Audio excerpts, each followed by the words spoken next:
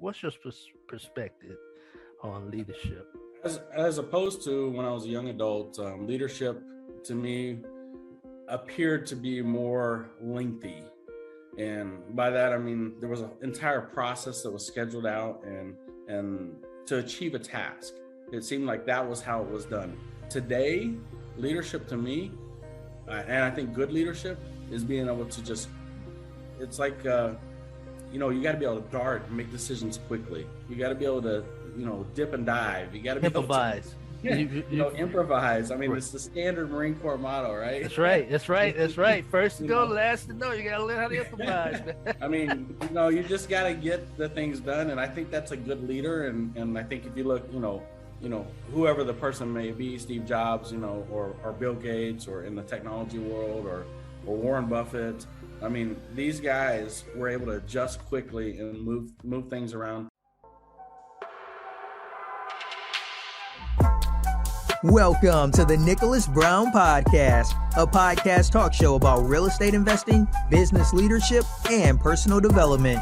Each week, we explore current real-life case studies about how to build financial independence through investing in real estate to build your personal portfolio through passive income models, along with interviews from the top business leaders and personal development leaders.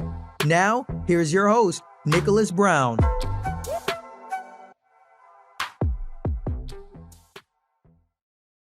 Welcome to the show, everyone. I got a special episode. I say it sometimes, but this is actually special because I've been knowing this person here is one of my brothers. He's a Marine. He's another Marine, which I had my other Marine. I had Mr. Luke Crumley on there, but I got this special Marine.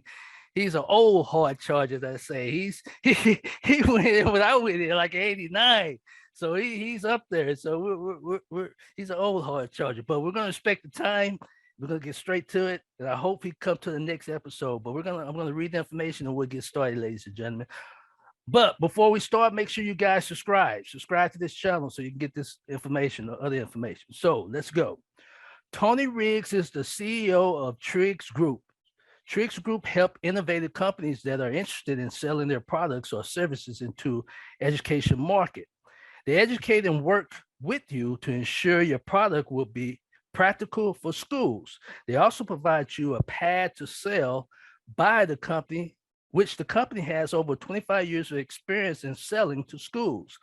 They concentrate on making sure you can get into the schools market quickly. I'm going to repeat that. They concentrate on making sure you can get into the school market quickly. If you got a product or service that you feel would be valuable in the education industry, then reach out to Tony and his team at Triggs Group.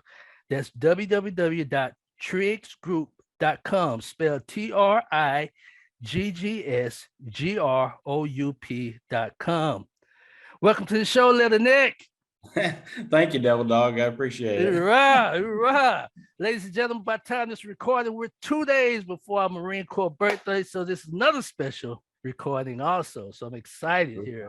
I just want to give you a short story before I reach out to get this experts information, which, ladies and gentlemen, if you're listening on a podcast, this is business leadership. So it doesn't matter.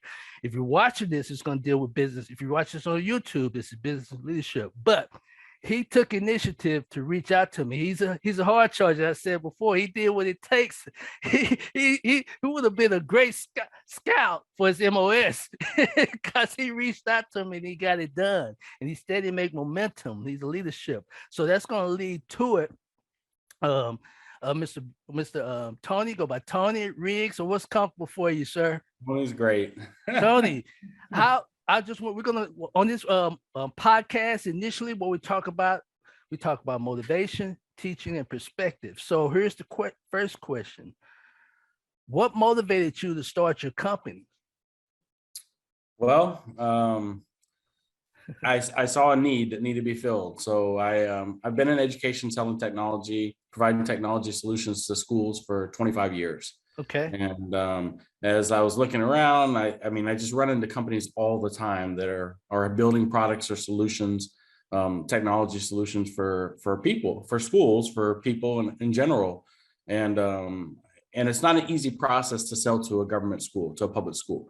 So I said, you know what, maybe I'll just start Triggs Group and help companies, small, medium-sized companies, or just starting up companies that need to or want to enter the education market, because it's a big market. And Really? so I just decided to go ahead and start this company and start putting myself out there and reaching out to companies that wanted to enter this specific market, because you can't just walk up to a school and say, hey, will you buy this product? It Right. just doesn't work that way. There's lots Right. of contracts and policies and procedures in place. So we started, and it's a problem that needed to be solved. And so we provided the solution, which was that we'll help companies to enter the education market quickly, get them into a school where they can see if their product actually will sell there, see if it's practical. That's the most important thing, because lots of things are sold to school districts that just aren't practical. Really? And then make sure it was beneficial to the teachers primarily, the students, and administrators as well. Okay. Ladies and gentlemen, he has years of experience, which I'm going to back. Can you tell him you have another company which is called Needs? What's it? Need this? Need these. Yep. Need these. And that Yep. deals with the educational field, right? Right. Okay. That's correct. Can you explain what got you started in that, ladies and gentlemen? Because he has wealth of experience. So you should grab a hold, which he just made a point that, hey, he's expanding another type of kind of like targeted business for those who want to start in the educational field or get started in that field. But how did you start Need This? And what got you to that? What motivated you on that?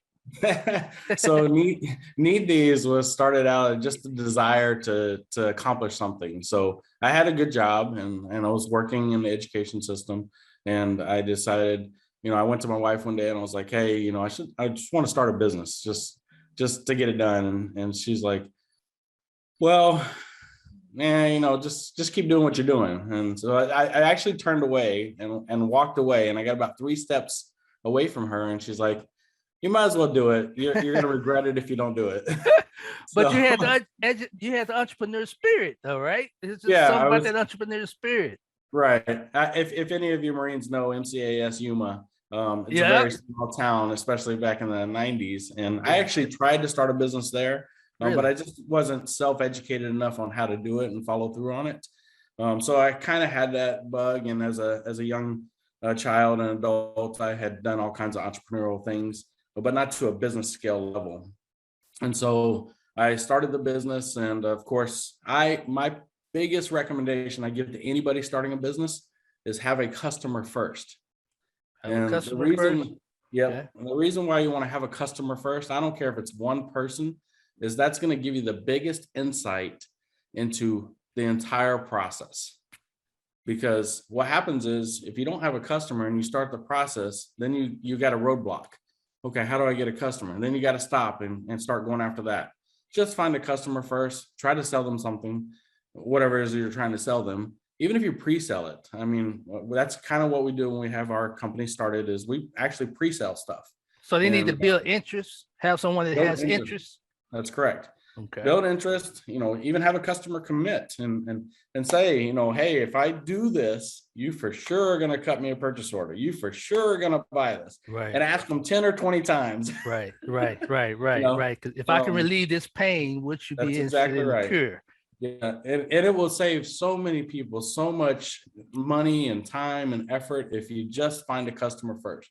And so when I started the company, of course, I had customers because I was in that industry already. And of course, slow and go. But my motivation was simply, I just wanted to accomplish something in myself, as opposed to working for somebody. Now, it's not for everybody, but it's something that I wanted to do. That was awesome.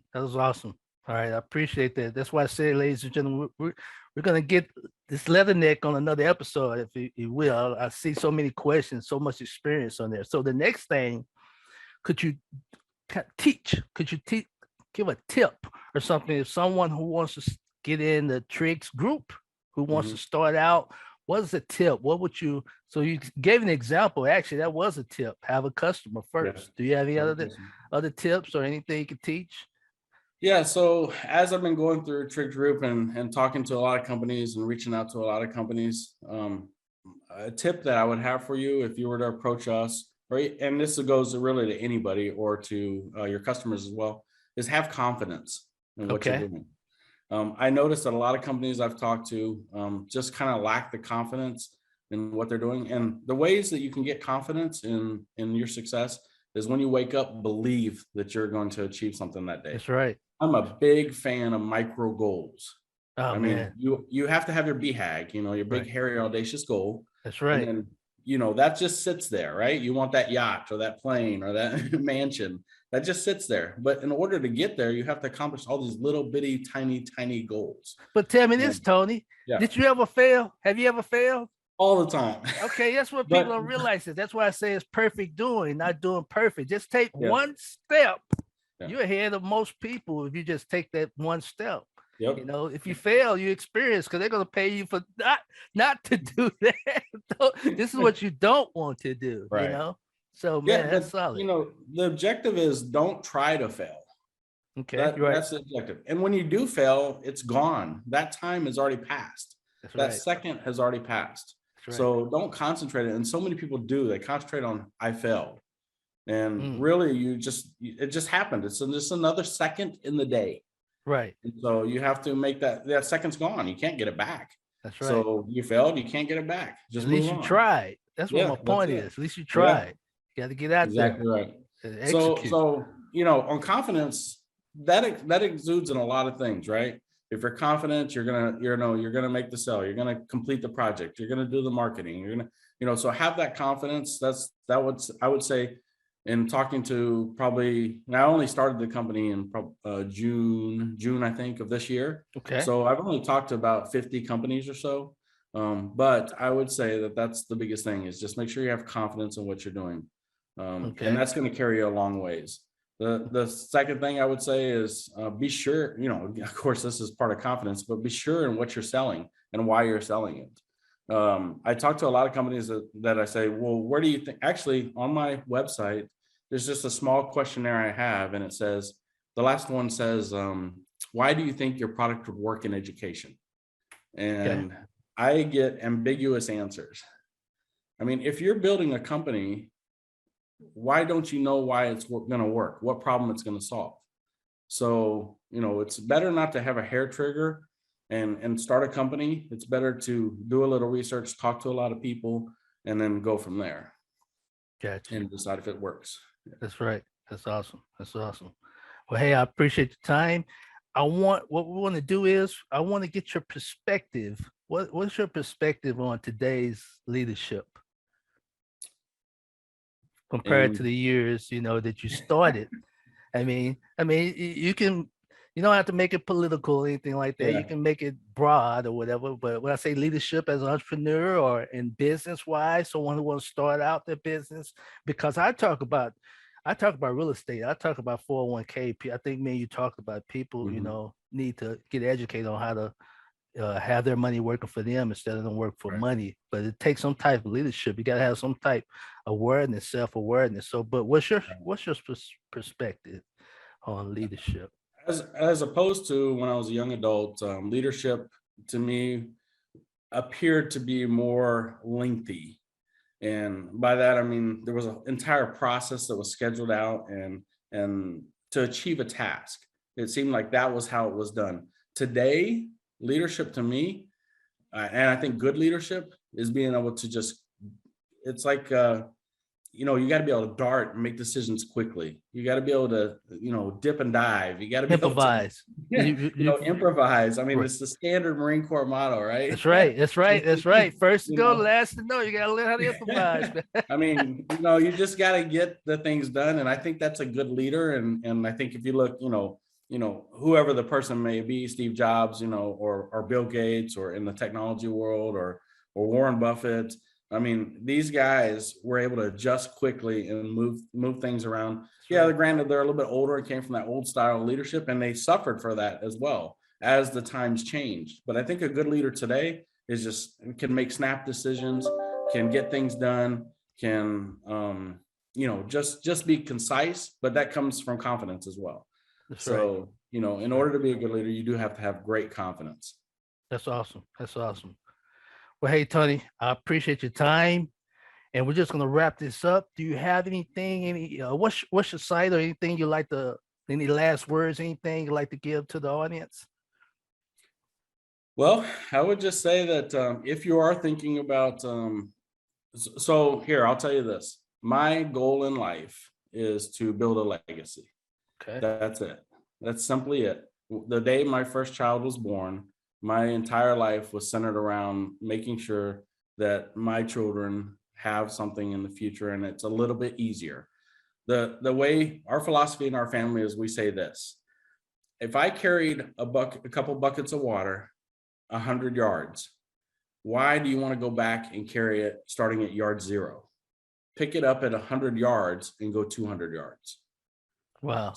So that's kind of how we live our philosophy in our life and our family. Wow. Is I've already got you here. It doesn't mean I have to give you everything, from 0 to 100 yards.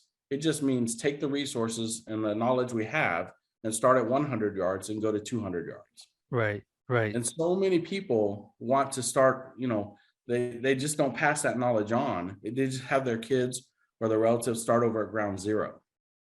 And there's a lot of good in helping people, giving knowledge. There's not very much good in just keeping it all to yourself and not doing anything with it.